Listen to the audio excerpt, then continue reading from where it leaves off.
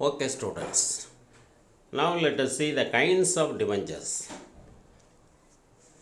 In our previous session, we have discussed what is a debenture, what are the features of debentures. Now let us see the kinds of debentures. கடன் பத்திரங்களினுடைய வகைகள் எப்படி வகைப்படுத்தலாம் அப்படின்னு பார்த்தா, debentures are generally classified into different categories on the basis of convertibility of the instrument, security of the instrument, redemptionability, registration of instrument. இப்படி ஒரு 4 தலைப்புகளில் அந்த டிபெஞ்சர்ஸை வகைப்படுத்தலாம். கன்வர்ஷபிலிட்டி, செக்யூரிட்டி, ரெடம்ஷனபிலிட்டி, ரிஜிஸ்ட்ரேஷன், இந்த தலைப்புகளில் வகைப்படுத்தலாம். முதல்ல on the basis of கன்வர்ஷபிலிட்டி,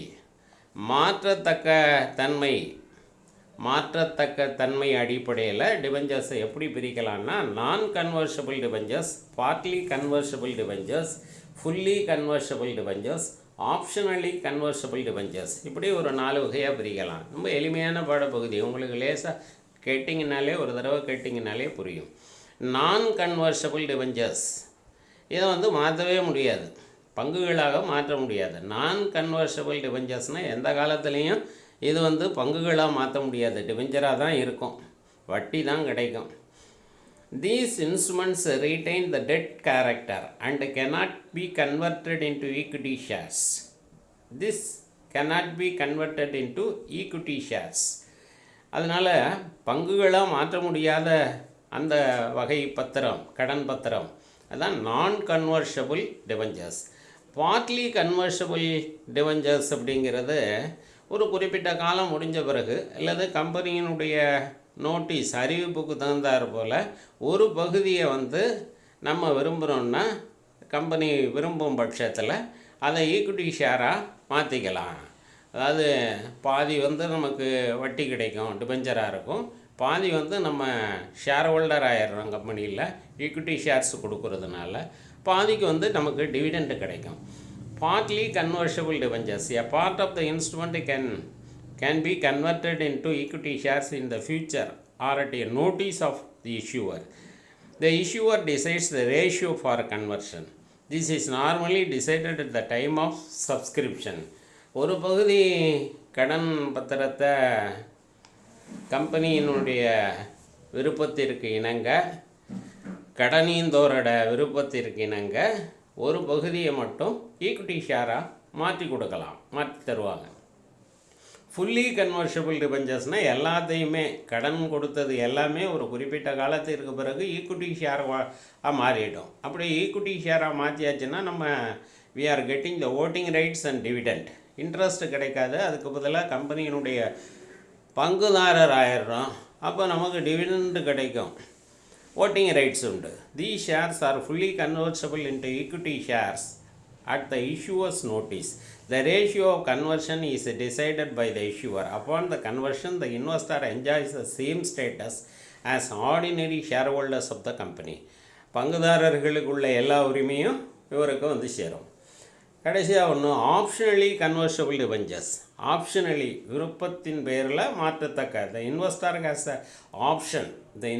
has the option to either convert these debentures into shares at a price decided by the issuer or agreed upon at the time of issue. இந்த டிபெஞ்சரை issue பண்ணும்போது சொல்லியிருக்கிற அதுக்கு ஏற்ப நம்ம விருப்பப்பட்டால் இதை ஈக்விட்டி ஷேராக மாற்றிக்கலாம், விருப்பப்படலைன்னா நம்ம டிபெஞ்சராகவே வச்சுக்கலாம்.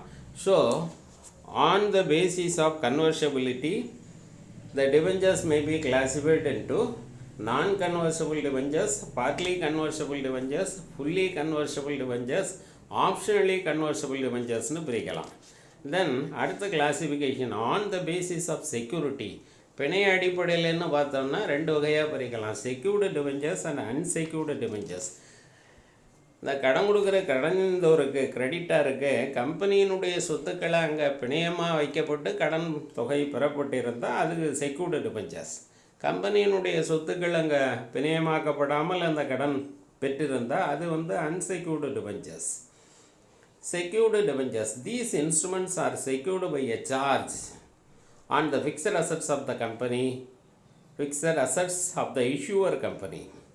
நான் கம்பெனியினுடைய சொத்துக்கள் அங்கு பிணையமாக்கப்பட்டிருக்கும். So if the issuer fails on payment of either the principal or interest amount, such fixed asset can be sold to repay the liability of the investors. இங்கே சொத்துக்கள் பிணையமாக்கப்பட்டு இருக்கிறதுனால இந்த கடன் ஈந்தோருக்கு தர வேண்டிய அந்த கடன் தொகை அல்லது வட்டி பணம் தரலைன்னா கம்பெனியுடைய சொத்துக்கள், எந்த சொத்துக்கள் அங்கே பிணையமாக்கப்பட்டு இருக்கிறதோ அதை விற்று பணத்தை பெறுவதற்கான வழிவகைகள் இங்கே கூறப்பட்டிருக்கிறது. அன்செக்யூர்டு டிபெஞ்சர்ஸ், எந்த சொத்தும் பிணையமாக்கப்படலை. These instruments are unsecured in the sense that if the issuer default on payment of the interest or principal amount, the investor has to be included as an unsecured creditor of the company. இங்கே கம்பெனியினுடைய சொத்துக்கள் பிணையமாக்கப்படாமல் கடன் பெறப்பட்டிருக்கிறது.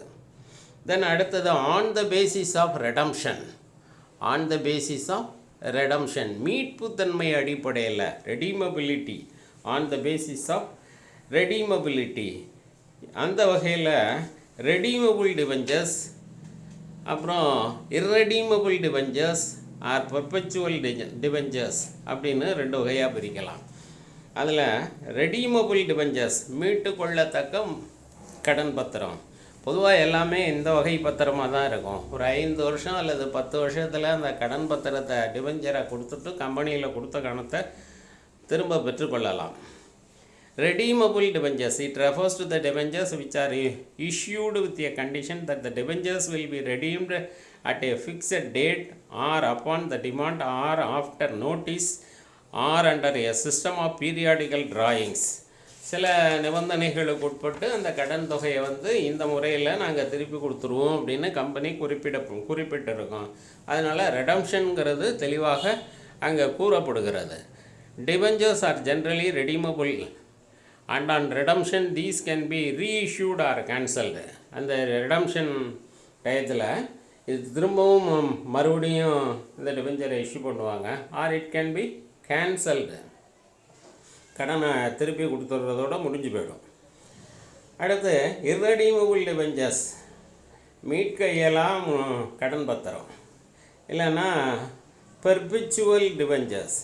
இது இந்த கடன் தொகையை திரும்ப தருவதுங்கிற பேச்சுக்க இடம் இல்லை. கம்பெனி வாங்கின கடனுக்கு வட்டியை மட்டும் கொடுத்துரும். எப்போ வட்டி கொடுக்க தவறுதோ அப்போ தான் இந்த டிபெஞ்சர் ஹோல்டர்ஸ் கேட்பாங்க. ஏ debentures in which no specific time is specified by the companies to pay back the money is called irredeemable debentures. திருப்பி தரத்தக்க உறுதிமொழி அதில் இருக்காது. The debenture holder cannot demand repayment as long as the company is a going concern. Company செயல்பட்டுக்கிட்டு இருக்கும்போது இவர் தன்னோட கடன் தொகையை திரும்ப எந்த காரணத்தினாலேயும் கேட்க முடியாது.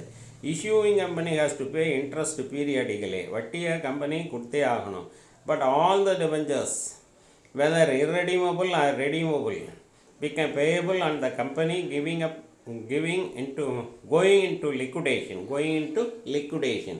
கம்பெனியை கலைக்கும் பட்சத்தில் அது ரெடீமபிள் டிபெஞ்சராக இருந்தாலும் இர்ரெடீமபிள் டிபெஞ்சராகவும் இருந்தாலும் கம்பெனி அந்த வாங்கின கடன் தொகையை திருப்பி கொடுக்க வேண்டும்.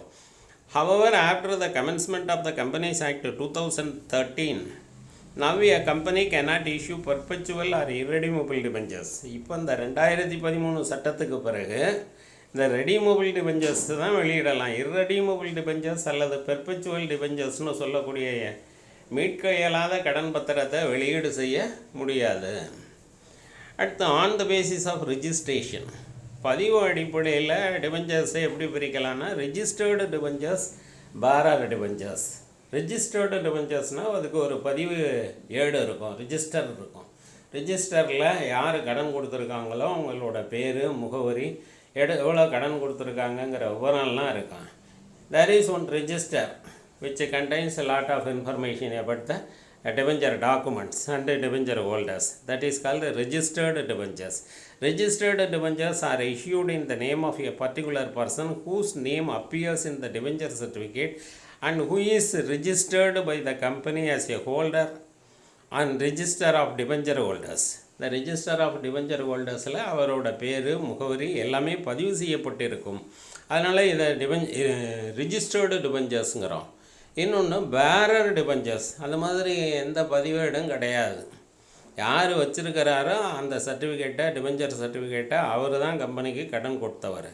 This is not so safe. Bearer debentures on the other hand are issued to the bearer and are negotiable instruments and so transferable by mere delivery like share warrants. இதில் பெயரெல்லாம் குறிப்பிடப்பட்டு இருக்கிறதா கூட இருக்காதனால, பதிவேடுகள் இல்லைங்கிற காரணத்தினால இந்த பேரர் டிபெஞ்சரை இன்னொருத்தருக்கு கொடுத்துட்டோன்னா அவர் தான் அந்த கம்பெனிக்கு கடன் கொடுத்தவராக கருதப்படுவார். அவருக்கு தான் இன்ட்ரெஸ்ட் கிடைக்கும். Okay, thank you students.